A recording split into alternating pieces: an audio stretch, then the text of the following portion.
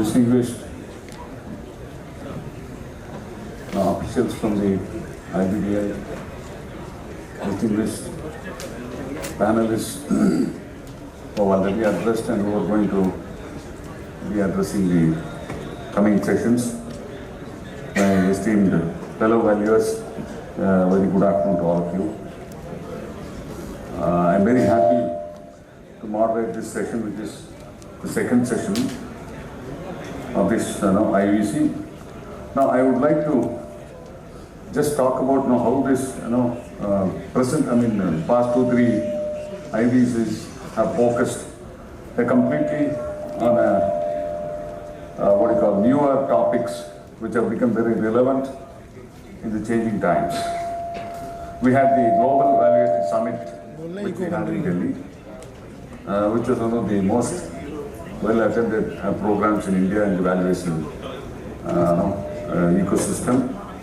And then last year we had this IVC 2021 in Bangalore, which had more than 1,000 delegates, where the theme was set for the new transformation that is happening in the valuation ecosystem.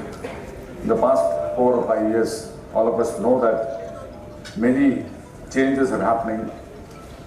Many landmark acts have come into, situations have come into the ecosystem. New developments, new regulations have come in place. So to keep that in mind, to have that as the topic for discussion in Bangalore, we had the transforming valuation ecosystem. So then it started happening. Even within the last 1 year, there were many new developments which have happened.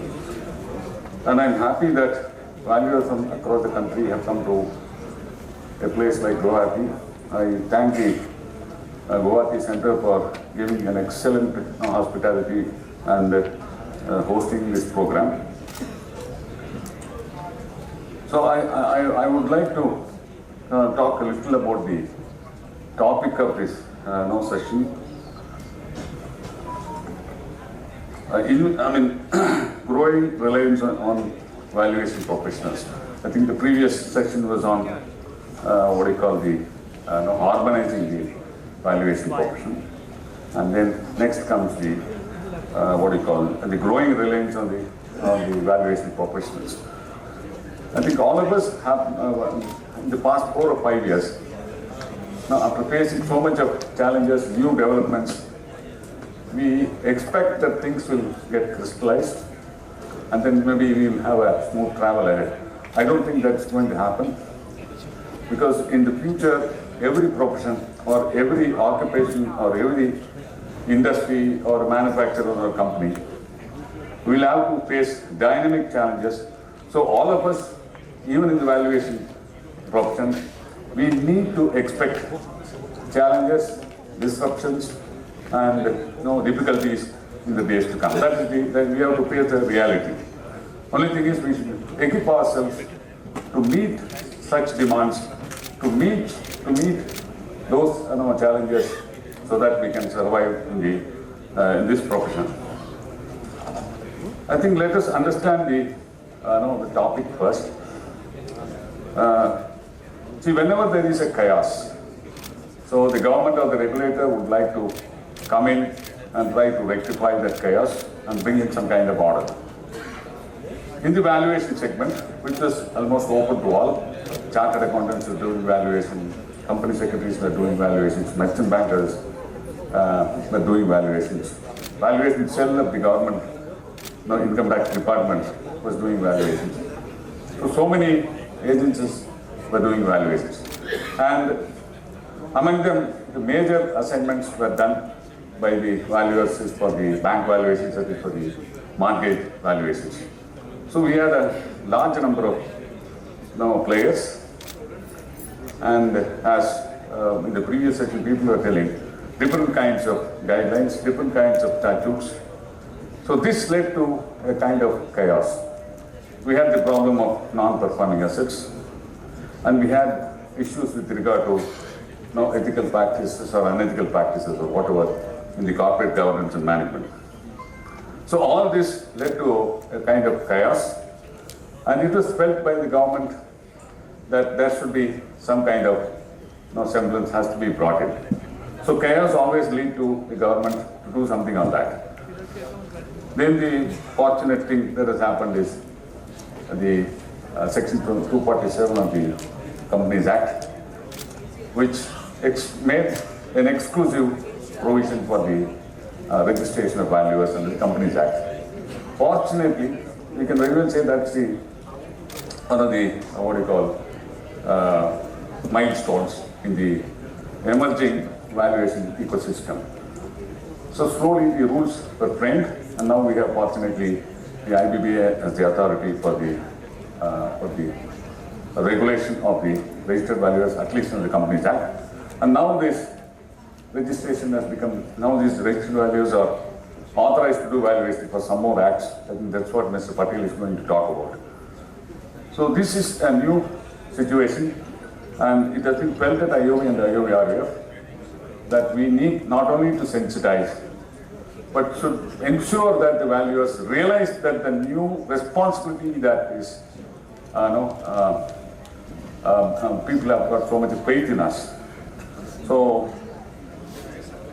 that is that led to new kind of programs like CEPs, sensitizing on valuation standards and so on. So IOV and IOV RVF is trying to take up all these programs in order to bring in a kind of the expectations of the various valuers. We all know that valuation is a metric of measurement, and now suddenly, or we can't say suddenly, at a very fast pace, people have come to realize that valuation is not just a measurement, but it's a very, very important and critical important information in the financial market or wherever the valuations are required.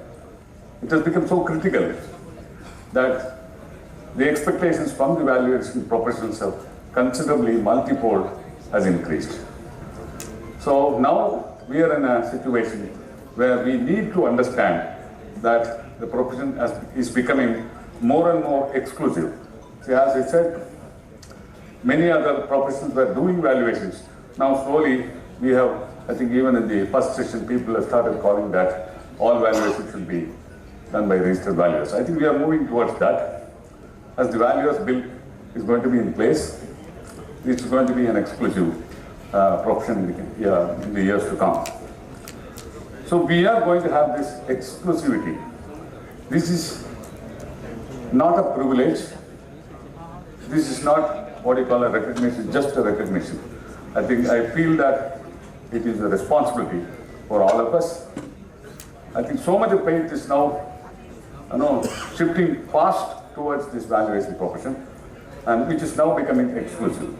The exclusivity is providing us a very great opportunity, at the same time, a very great responsibility.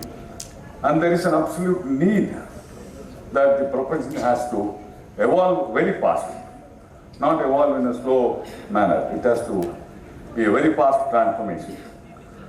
I think IOV, IOV RVF and all the VPOs have understood this, and we are moving towards conducting programs like this. So now, in today's topic, we have experts and panelists who are going to discuss on the topic of growing reliance on valuation professionals. So I think the first expert is Mr. R.K. Patel, who is not new to any one of us. He is not just a valuer, he is a valuer of all the three classes of assets and an insolvency professional.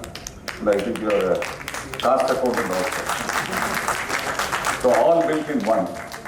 But now he has to say, I am a registered valuer. So he cannot simply add all other things. So now a time has come. He is part of the exclusive profession of valuation. He is going to talk on the available opportunities for valuers. And there are new opportunities under various sections of different statutes which is opening up for valuers. I request Mr. Patel to talk about the various statutes under which valuation opportunities are open for the registered valuers.